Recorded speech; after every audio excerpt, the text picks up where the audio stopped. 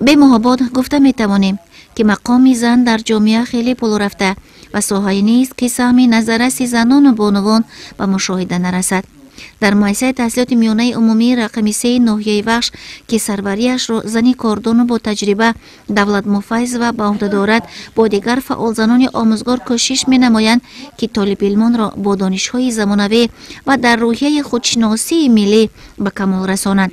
ضمن صحبت آموزگاران را تاکید می نماید که فرزندان مردم را چون فرزندان خود دوست دارند و دانش دهند.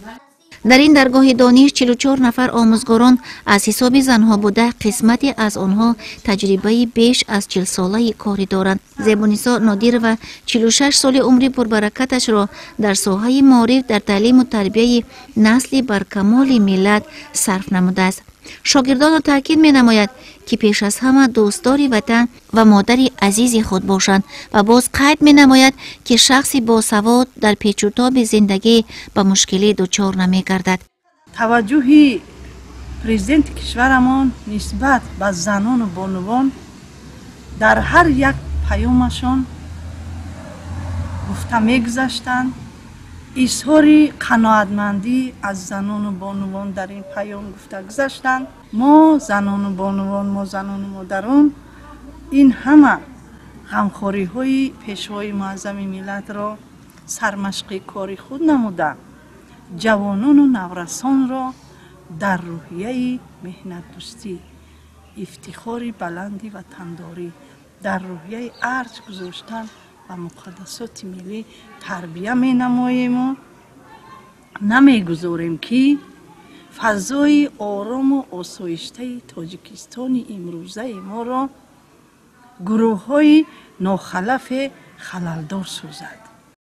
گلدسته سفر و به خوانندگان صنف‌های بالایی از فن فیزیک طی 20 سال است که درس می‌گوید. از صحبت با شاگردان این آموزگار تجربه دار معلوم شد که هر یک درس استادشان شوق‌آور و پرمضمون صورت می‌گیرد که اشتراک فعالانه خوانندگان در آزمون‌های فنی همه‌ساله به قید گرفته می‌شود. خود را به نهایت خوشبخت حس می‌کنم که در چنین وطنی عزیز خودم در تاجیکستان تولد شدم، به زندگی به سر میبرم که در اینجا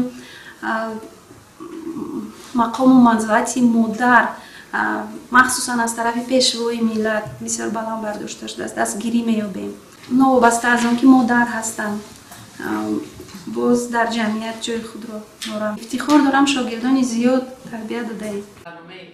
آموزگاران مؤسسه مذکور که به خوانندگان صنف‌های ابتدایی دانش می‌آموزانند، ضمن جمع آمد قید نمودند که وظیفه استادان از آن عبارت است که خود دانششان را تکمیل دهند تا اینکه شاگردان در آینده شخصانی باسواد و در راه پیشرفت جامعه سهم شایسته و نظررس گذارند. در رفت نواربرداری مشاهده گردید که این آموزگاران همه تجربه بسیار ساله کاری داشته و افتخار می‌کنند که آموزگارند و شکرانه می‌کنند که در فضای آرام و آسوده وطن کار و زندگی می‌نمایند.